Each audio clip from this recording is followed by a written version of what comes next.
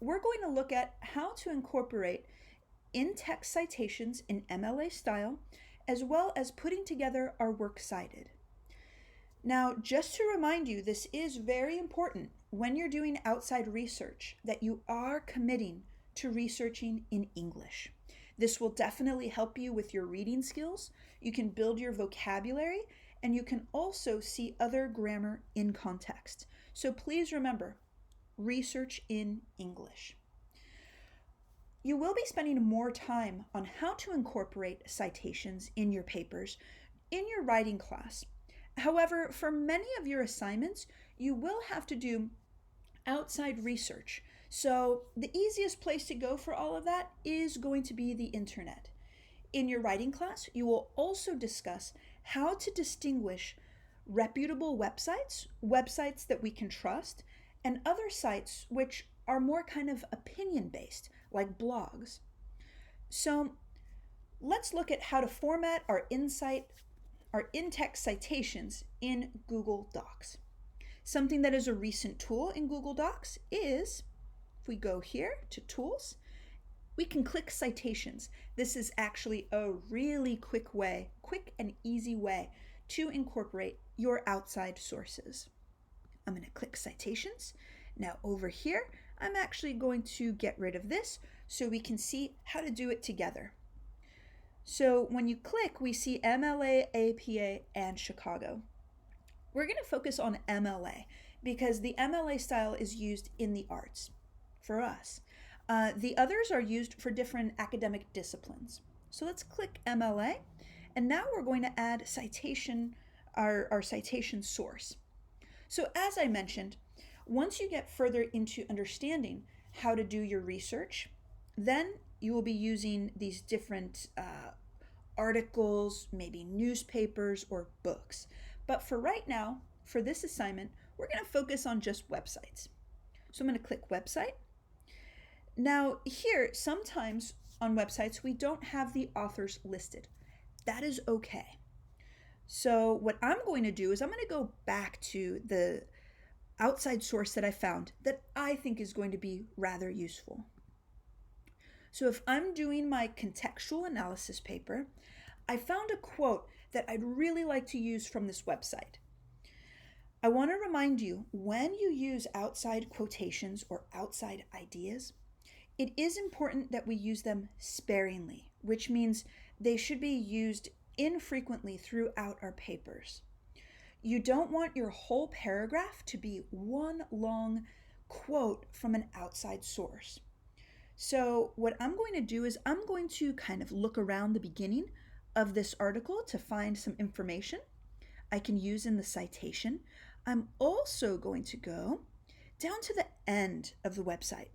Sometimes we can find the valuable information we need, at the end.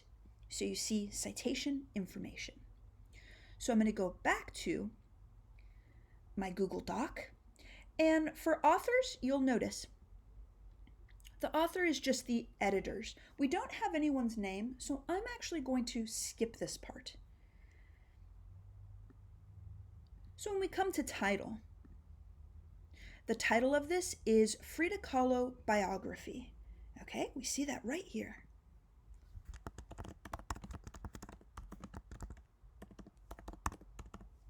All right, now the website title.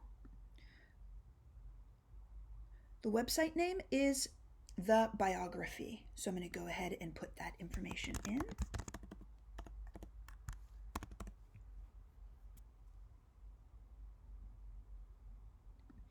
Make sure you always double check your spelling. Now let's see if we can find the publisher information. There we go, A&E Television Networks.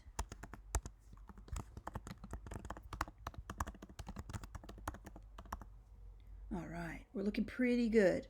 Now the URL, what I'll do, I'll go back to my website, and then I'll just copy and paste.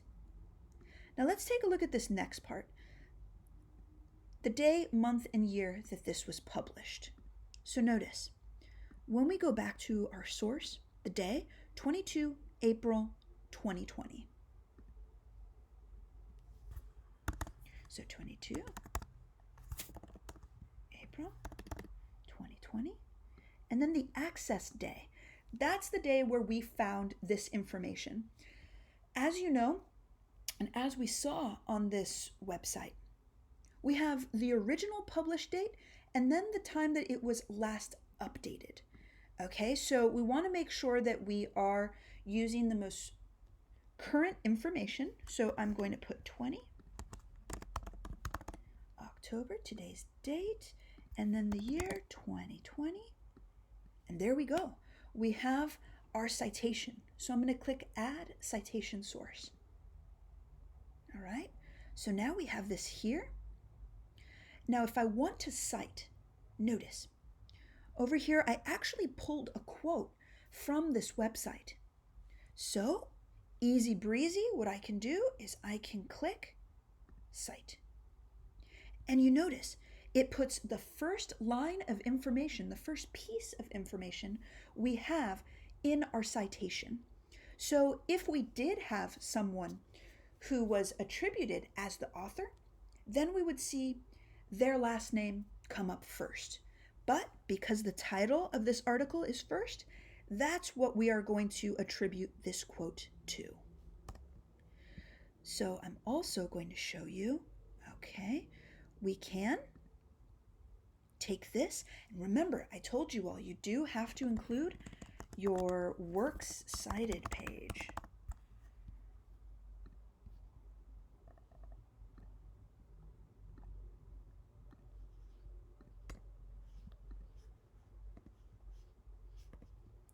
Okay, I'm going to make sure that this is justified to the margin. So let's insert the bibliography. Again, I'm going to go ahead and remove that because this is called the Works Cited. So you'll notice now we have this formatted in MLA style. Okay, so we've done that using Google Docs. Now let's take a look at using one of our very, very dear friends, Purdue OWL. You'll notice we're going to be putting in the same information. This is going to be an incredibly useful website throughout your academic career. I'm going to go to the Purdue Online Writing Lab. And you'll see there is a wealth of information, which means there's a lot of information regarding how to format your papers. So over here, I'm going to check, all right, research and citation. I know that we're using MLA. Do not get confused by all of these other styles. They mean nothing to us because, again, we're in the arts. So we're going to lock in with MLA style. So you can go through the introduction, overview and workshop, and then there's also the MLA formatting and style guide. I'm going to click that. So notice we have even more resources that we can work through. So let's see. I'm going to go to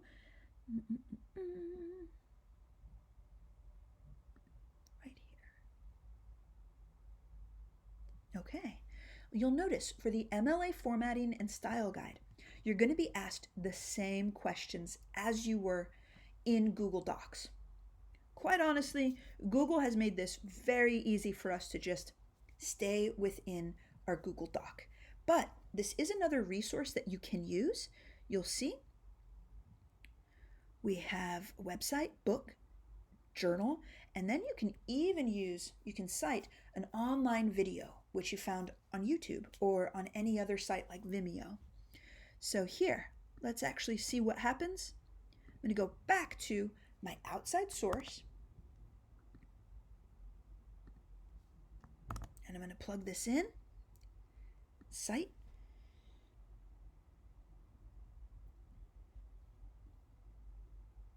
create manual citation, and then you'll see you're going to be asked the same information. And then once you click complete citation, then you will be given what we did right over here. It will look exactly like this citation does. And you'll notice when your citation is put in, the first line is always against the margin. And then here, the second line is one tab in, okay? This will help us when we have multiple multiple outside sources so that we can just look at what the justified line is against the margin. I hope this helped you all. Please let me know if you have any questions. I'm here to support you. And again, make mistakes. That is how we learn.